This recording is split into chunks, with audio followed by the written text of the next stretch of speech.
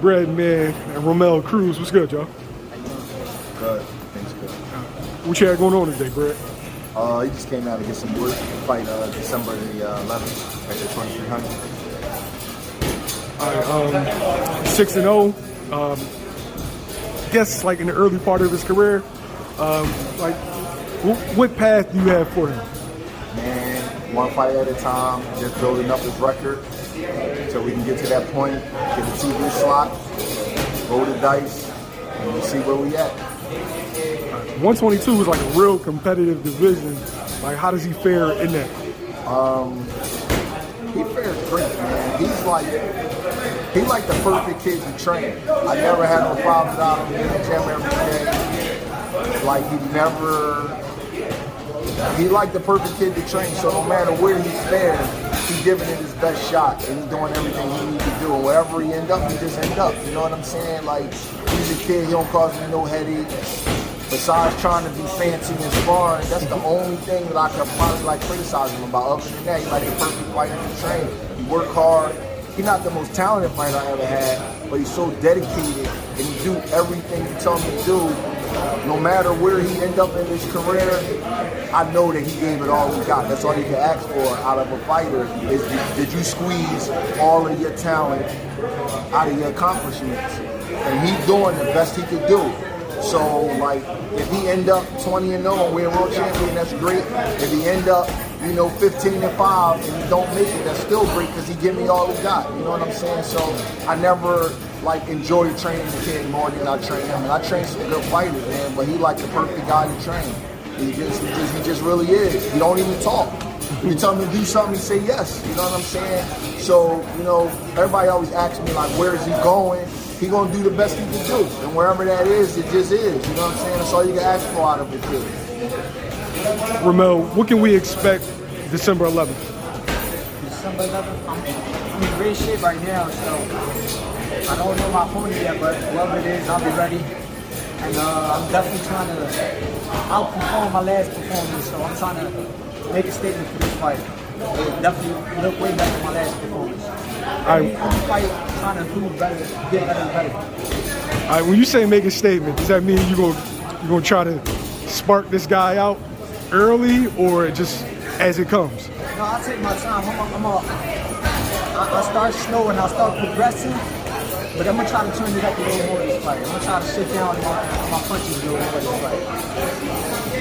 Brad, how do you go about choosing opponents this early in his career? People call me with ridiculous fights, like Olympians or like guys like 7-0, and it be for like $1,000, just ridiculous. I never take that. I've been doing this long enough. I got guys to a certain point. I know what kind of fights he's ready for, what kind of fights he's not ready for. And you just get building blocks. You just build off of each fight. You know what I'm saying? You get a guy with low experience, you get a guy that's durable, you get a guy that's been in with other prospects, so you know how to gauge him and where he's at. You know what I mean? It's a science to it. I wish I could keep him more active, but he's in a good spot. He's undefeated. He's getting better. He's 28, but he's a young 28, and we just keep working. So I've been through this before.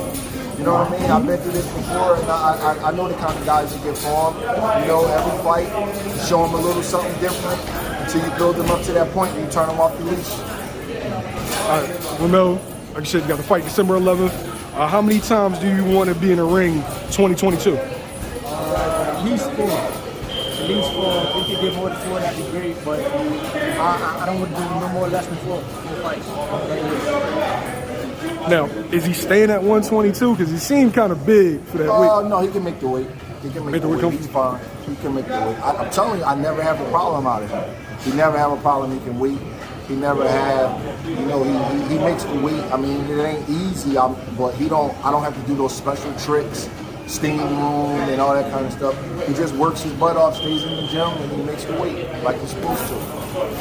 All right, now as far as making weight goes, COVID regulations, does it seem like it's harder for fighters now to, big for the class to come in on weight?